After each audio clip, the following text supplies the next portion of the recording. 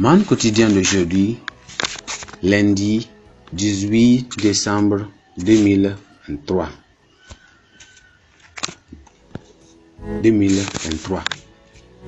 Thème: prenez garde à vos paroles. Prenez garde à vos paroles. Texte de lecture: Ésaïe chapitre 50. Ésaïe chapitre 50. Nous sommes à partir du verset 1 à 11. Ainsi par l'Éternel, où est la lettre de divorce par laquelle j'ai répudié votre mère, ou bien auquel de mes créanciers vous ai-je vendu? Voici, c'est à cause de votre iniquité que vous avez été vendu, et c'est à cause de vos péchés que votre mère a été répudiée. Je suis venu, pourquoi n'y avait-il personne?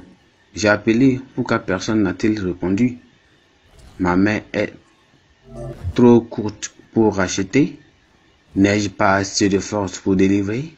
Par ma mélange, je dessèche la mer, je réduis les fleuves en désert, les poissons ne corrompent faute d'eau et périssent de soif.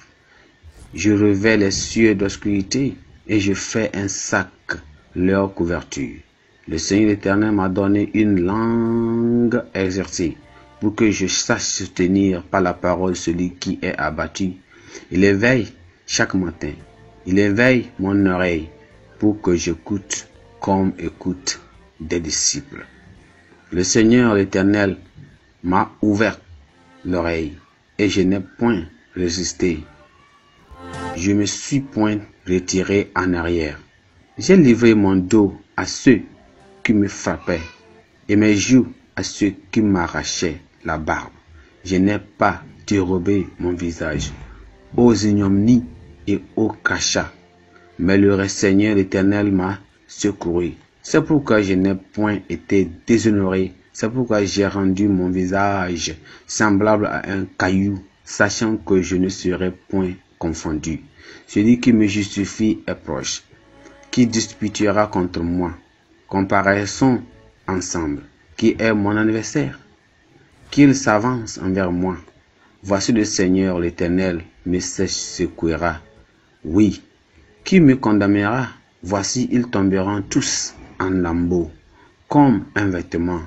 La teigne les dévorera. Quiconque parmi vous craint l'Éternel, qu'il écoute la voix de son serviteur. Quiconque marche dans l'obscurité et manque de lumière, qui se confie dans le nom de l'Éternel et qui s'appuie sur son Dieu. Voici, vous tous qui allumez un feu et qui êtes armés de torches, allez au milieu de votre feu et de vos torches enflammées, car c'est par ma main que ces choses vous arriveront. Vous vous coucherez dans la douleur. Amen. Verset clé, c'est le verset 4 qui dit: le Seigneur l'Éternel m'a donné une langue exercée pour que je sache soutenir par la parole celui qui est abattu. Il éveille chaque matin, il éveille mon oreille pour que j'écoute comme écoutent des disciples. Dans les toilettes d'un centre commercial londonien, directeur de publication d'un journal britannique, William Beaverbrook, rencontre par hasard Edward Heath, un jeune parlementaire dont il avait publié un article injurieux quelques jours plus tôt. Se disait: mon cher copain, dit-il à penser, je sais que j'ai tort. Je voudrais donc vous présenter toutes mes excuses ici et maintenant. Très bien, répondit Heath, mais prochainement, je souhaiterais que vous m'insultiez dans les toilettes et que vous me présentez vos excuses dans votre journal. Les Écritures mettent en lumière la puissance de Dieu démontrée à travers sa parole. Elle peut tarir la mer et changer les fleuves en désert. Elle revêt les cieux de ténèbres et des privants de lumière selon son bon vouloir. Pourtant, Jésus qui est la parole, faite chair, égale de Dieu, a agi avec la plus grande humilité. Pendant son ministère terrestre, il a dit des paroles d'amour et de compassion à ceux qui sont fatigués. Il a pris la forme d'un serviteur et s'est humilié au point de mourir à la croix pour la rédemption de l'humanité selon Philippiens chapitre 2, verset 5 à 8. Les paroles que nous prononçons peuvent soit sauver une âme, soit la précipiter dans le gouffre de l'enfer.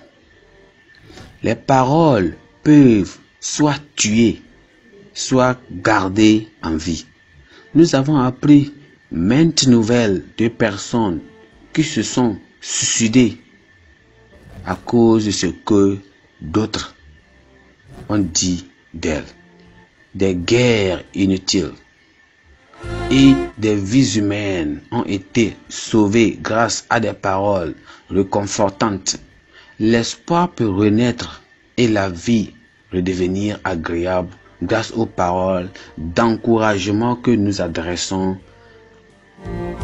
aux autres, aux uns et aux autres.